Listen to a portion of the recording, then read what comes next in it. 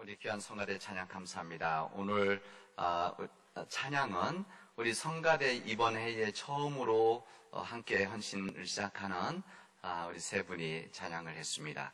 우리 김구로, 또 김순아 집사님, 그리고 이은정 집사님 해주셨는데 감사합니다. 우리 김순아 집사님은 이번 가을에 이 목 수술도 하셨는데 하나님 앞에 이런 귀한 찬양할 수 있는 은총 주신 것 얼마나 감사한지 모릅니다. 이번 설날 기간 동안 아마 우리 가족들 함께 모인 가족들도 있고 또 아마 전화로 화면 영상으로 이렇게 본 가족들, 그래도 여기저기 있는 아마 가족들과 함께 나눌 수 있는 귀한 시간 되었어야 생각합니다. 여러분, 우리 가족들이 내년 설에는 마스크도 벗고 정말 기쁨을 나눌 수 있는 그때가 왔으면 참 좋겠습니다. 아마 그런 간절한 마음들이 있을 것입니다. 제가 오늘 책을 하나 소개를 하려고 합니다. 이 책 이름이 켄 데보노라고 하는 분이 쓴 책인데, 이 책 오래전에 인터넷 샀던 책입니다. 이 책 제목이 무엇인가 하면은 여기 영어로 된 책이기 때문에 제가 그대로 그냥 읽겠습니다. Everything Men Nearly Know About Women. 이게 무슨 말인가 하면은 남자들이 여자들에 대해서 정말 알고 있는 모든 것이라는 책입니다. 누가 이 책을 소개를 한번 해줬어요. 그래서 궁금해서 이 책을 제가 주문했었습니다. 남자들이 여자들에서 알고 있는 모든 것이라고 하니까 그러면은 좀 나도 배워야 되겠다. 내가 모르는 부분 나도 집사람한테 한번 잘해봐야 되겠다. 이제 사실 그 마음으로 제가 주문했었습니다. 근데 책이 와서 제가 책을 딱 여니까는 이 앞에 제목이 나오고 그 다음에 서문이 나오더라고요. 서문 나오고 그 다음 페이지 봤더니 넘겼더니 이렇게 비어 있습니다. 그래서 제가 인쇄가 잘못됐구나. 앞 페이지가. 그 다음에 또 한 페이지 넘겨갖고 또 봤더니 또 비어 있어요. 이상하다. 왜 그렇지? 그래도 또 몇 장 넘겨도 또 비어 있어요. 반절 넘겨도 비어 있고 끝까지 다 비어 있었습니다. 그래서 내가 이 책을 어떻게 다 이렇게 비어있는 인쇄 안 된 책을 보냈을까. 근데 그리고 나서 잘 생각해 보니까 이분이 여기다 글을 쓴 거예요. 근데 보이지 않는 거죠. 보이지 않는. 근데 무엇을 썼는가 하면은 아무도 안 쓴 겁니다. 그래서 제가 이 책을 받고 나서 생각해 보니까 이런 거죠. 남자들이 여자들에 대해서 알고 있는 거가 아무것도 없다. 이런 이야기입니다. 이 메시지를 주고자 하는 거예요. 이 저자는 남자들이 알고 있는, 여자에 대해서 알고 있다고 사람들은 장담하고 막 그렇게 얘기를 하는데 실제로는 남자들이 여자들에 대해서 너무 모른다. 그런 이야기죠. 아마 이 작가가 그 다음 책을 또 썼을 겁니다. 여자들이 남자에 대해서 정말 알고 있는, 리얼리가 써 있으니까 정말 알고 있는 모든 것, 아마 이 책보다 더 두껍게 나오지 않을까. 다 모른다는 거죠. 그러니까 아무리 가까이 살고 있어도 잘 모른다. 그런 이야기입니다. 저 집사하고 저하고 작년도가 우리 30주년이었는데 결혼. 날수로 따지면 11,000일 정도 되더라고요. 따져보니까.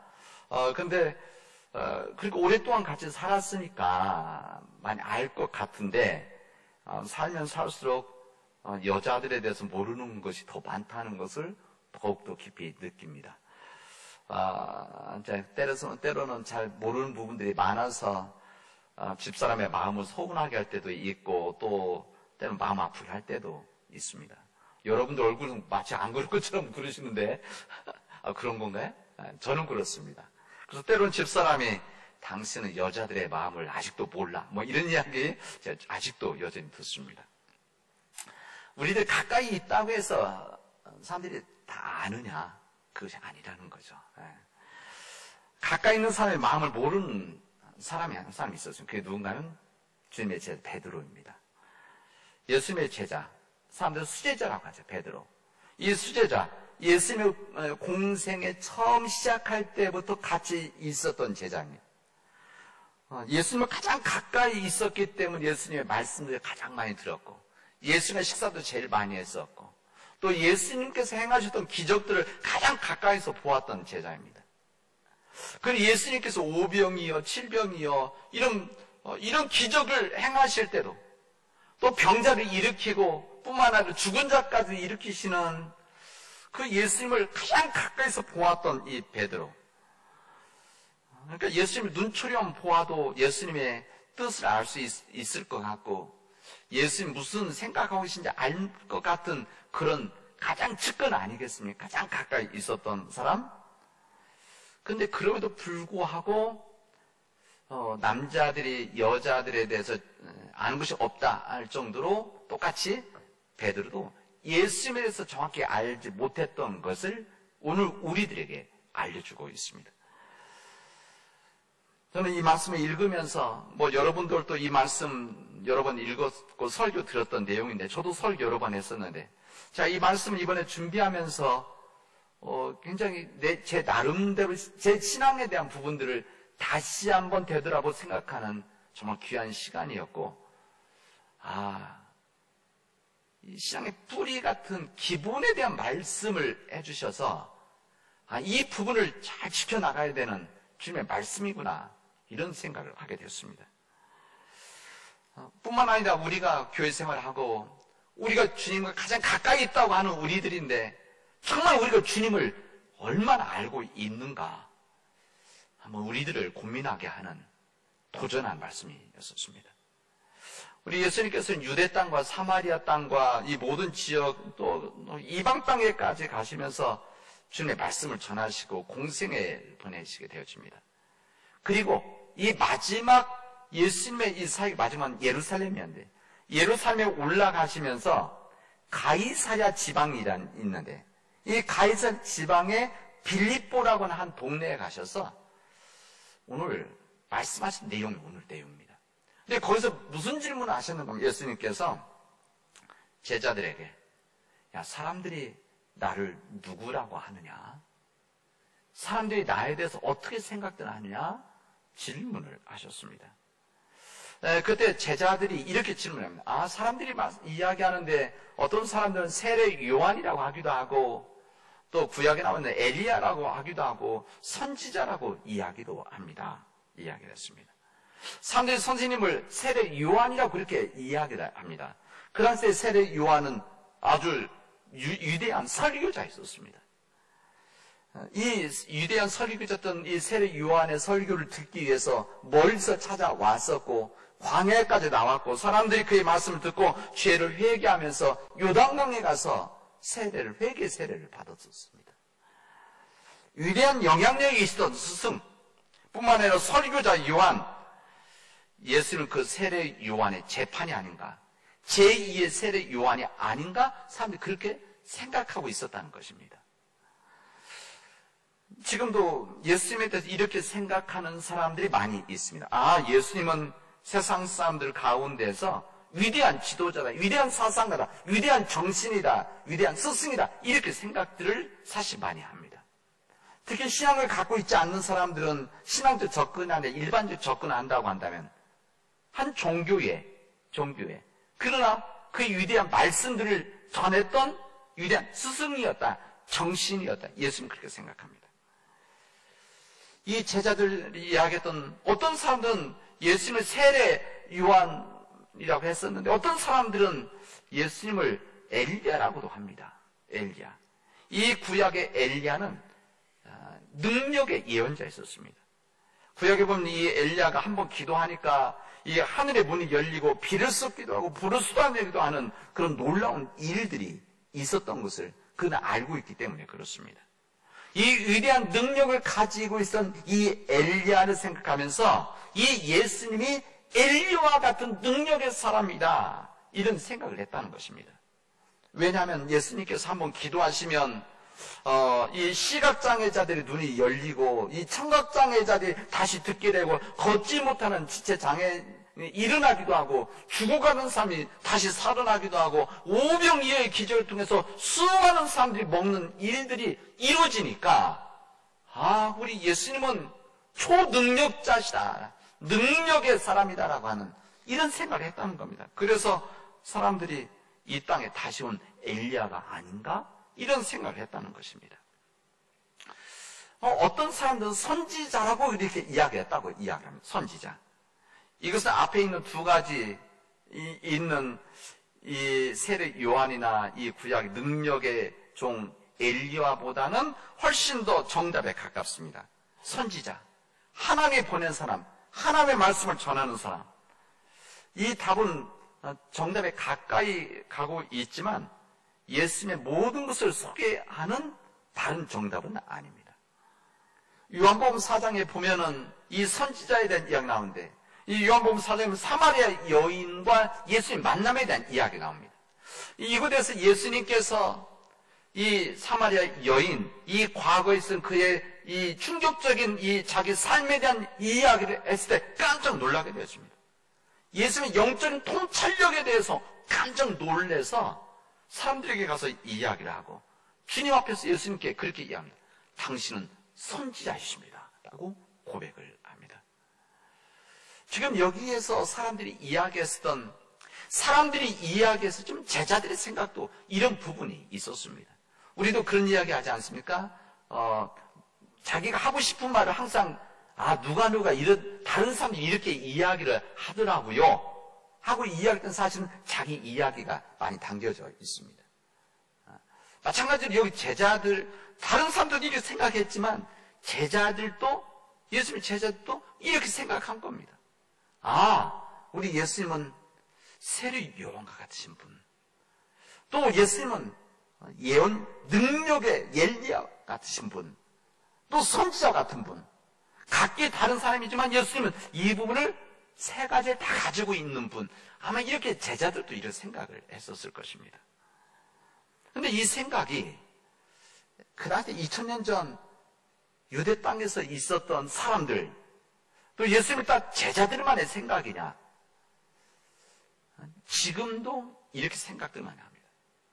예수님을 믿지 않는 사람들, 이걸 기독교인이 아닌 사람들은 예수님에 대해서 조금이라도 알고 있는 사람들은 이렇게 생각들을 하시죠. 세례 요한같이 위대한 스승, 위대한 지도자, 사상가, 이 시대의 정신, 믿진 않지만 이런 생각을 합니다. 어떤 사람들은 예수님에서 그냥 머리로 알고 있는 사람들, 능력의 기적을 일으키셨던 분, 죽어가는 자를 살리셨던 분, 이 정도를 알고 있는 사람이 있고, 또 어떤 사람들은 유대교회 아니면 기독교의 말씀을 전하는 사람, 이렇게 종교의 한 종교인, 이렇게 생각들을 합니다. 근데 이게 외부 사람만 그러냐? 우리 교회 다니는 사람들도 이런 생각을 각기 다르게 하고 있다, 그런 이야기입니다. 예수님께서는 이 제자들을 통해서 자신에 대한, 예수님에 대한 생각을 세상 사람이 어떻게 생각하느냐 이 이야기를 질문하신 다음에 질문을 바꾸십니다. 질문의 대답의 대상을 바꾸시죠. 사람들은 나를 그렇게 생각하느냐? 세례 요한같이, 엘리야와 같이 선지자로 생각하느냐? 그렇다면 너희들은 나를 어떻게 생각하느냐? 그렇게 질문하십니다. 아마 제자들은 섬찟했을 것입니다. 다른 사람들이 그렇게 이해하고 다 생각하는데 너는 나를 어떻게 생각하느냐? 넌 나를 누구라고 생각하느냐? 여기에서 중요한 방점, 이 강조하는 부분은 너희들입니다. 여기는 제자들이죠. 제자들에게 지금 너는 누구라고 생각하느냐? 너희들은 지난 2년 동안 나와 살을 맞대고 함께 다니면서 이야기하고 대화하고 먹고 마시고 또 나의 말씀도 듣고 기적도 너희들이 다 보았는데 갈릴리 이 바다의 호수에서 풍랑이 치는 가운데 잠잠케 하시는 그 놀라운 역사들을 너희들이 보았는데 이제 너희들이 지금은 나를 누구라고 생각하느냐? 이 질문이었습니다. 다른 사람들이 생각하는 이것이 중요한 것이 아니라 너는 어떻게 생각하느냐, 이 부분입니다. 사람들이 그렇게 이야기하는데 그게 아니라 너는 어떻게 생각하느냐.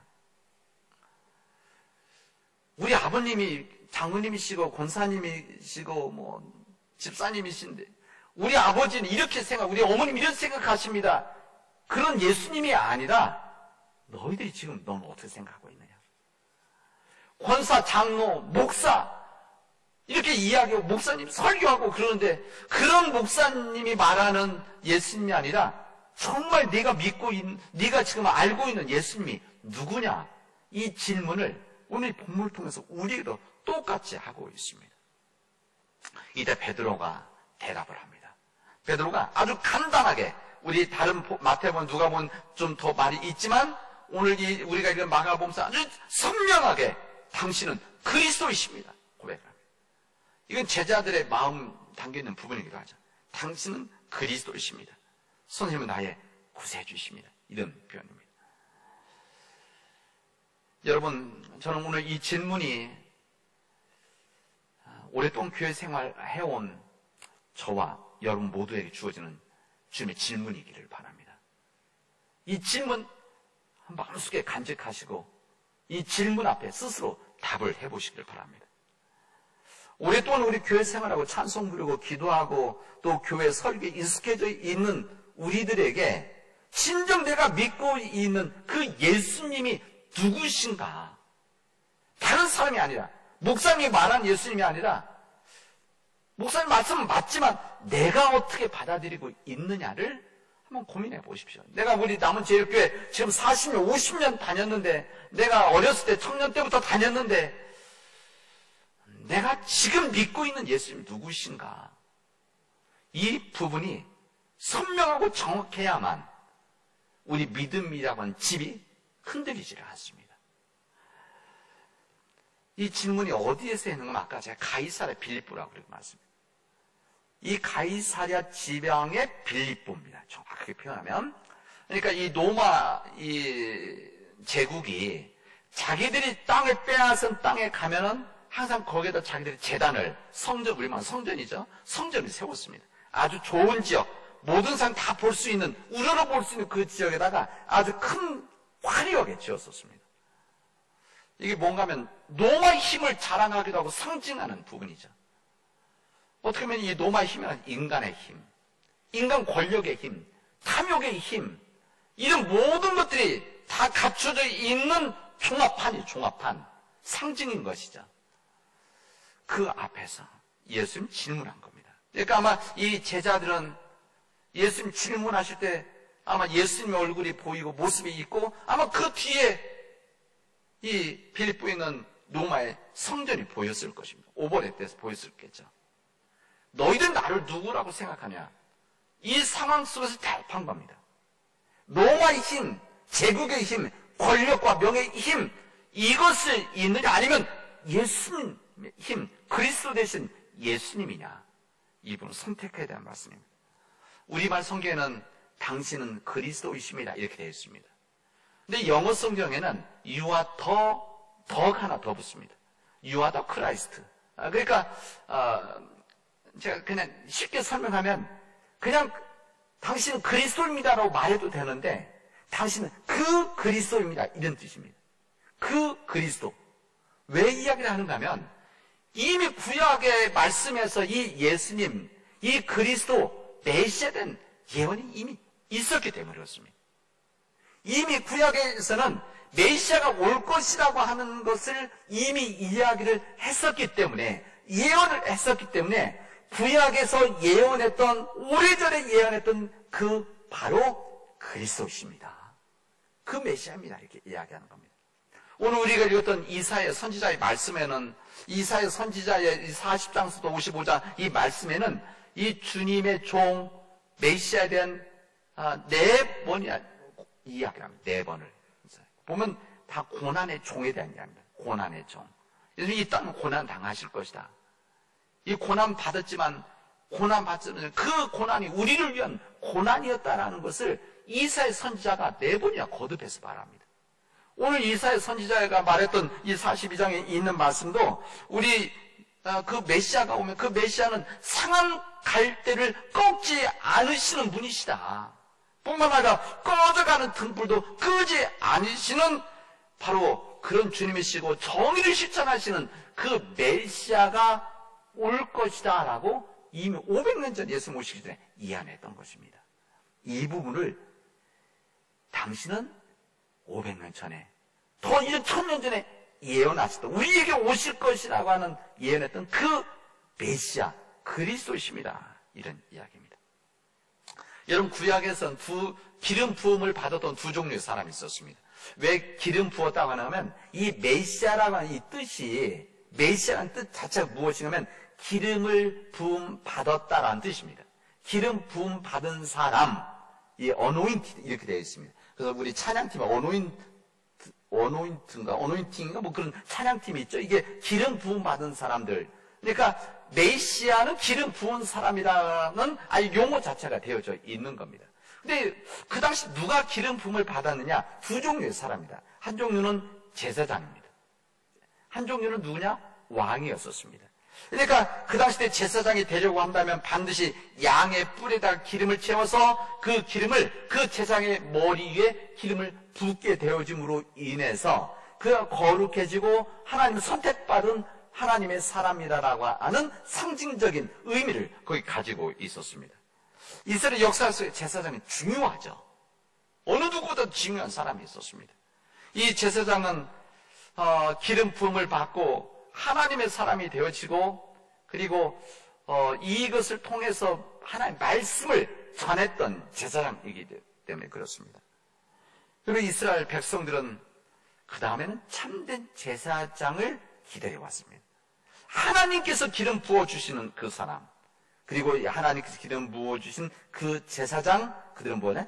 메시아다, 이렇게 생각을 했던 것입니다. 여러분, 제사장의 가장 큰 책임이 무엇입니까? 제사를 드리는 사람입니다. 제사를 준비하는 사람입니다.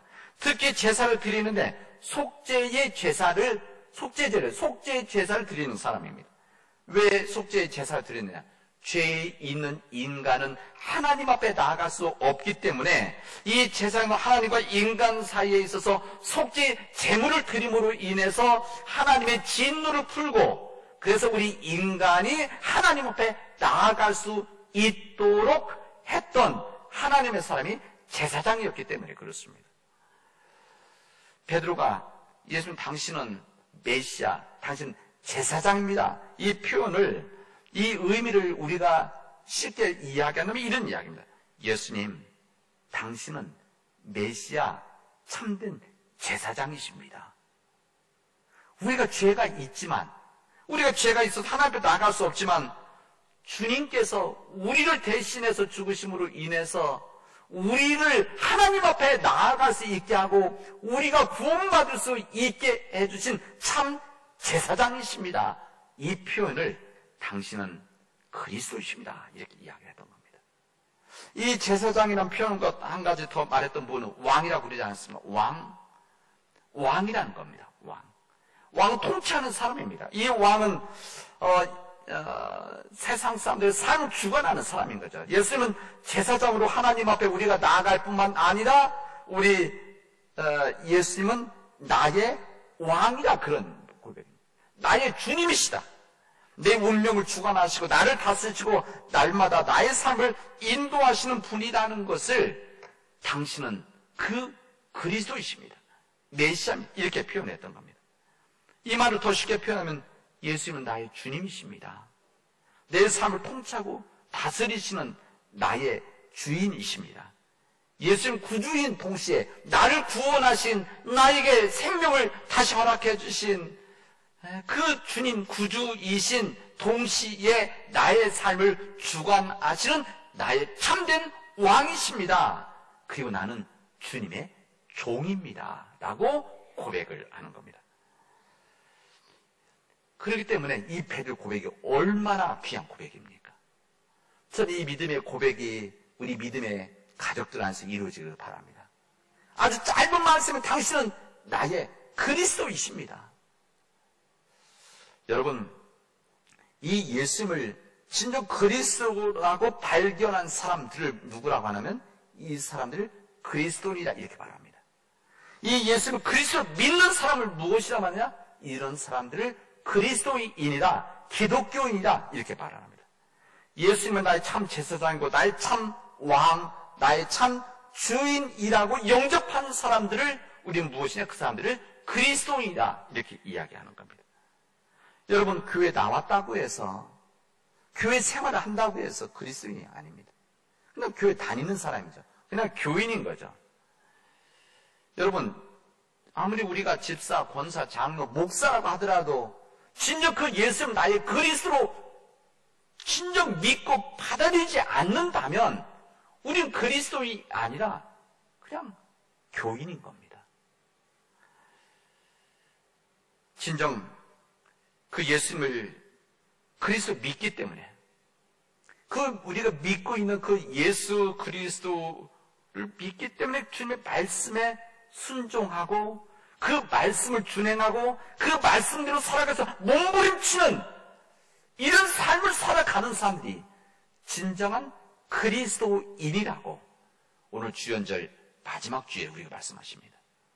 주연절, 주님이 이 땅에 드러나시고 오셨다라고 하는 그 주님 이 땅에 오신 그 예수님을 나누는 이 주연절 기간 마지막 말씀입니다. 주님은 나의 그리스도이십니다. 주님은 나의 생명을 주관하시는 분이시고 나를 구원하시는 분이시며 나의 삶 참 내 삶의 주인이십니다. 나를 지배하시고 통치하시는 내 왕이십니다. 이 믿음의 고백을 하는 우리 사랑하는 믿음의 교우들이 되어지기를 바랍니다. 저는 이 믿음의 고백이 내 고백뿐만 아니라 우리 가정의 고백이기를 원합니다. 우리 가정의 참 주인 되시고 참 제사장 되시는 우리 예수님, 그 예수님을 섬기는 우리 가정이 되게 해달라고 기도해 주십시오. 저는 이 고백이 우리 교회 고백이기를 바랍니다.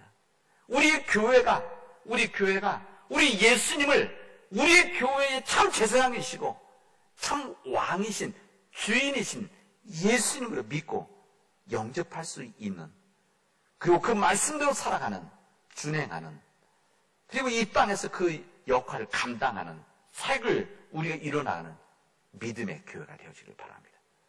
여러분, 우리 사랑하는 우리 모든 교우들이 이 주님 말씀 앞에 온전히 서 참된 그리스도인들이 되어지도록 합시다. 기도합시다.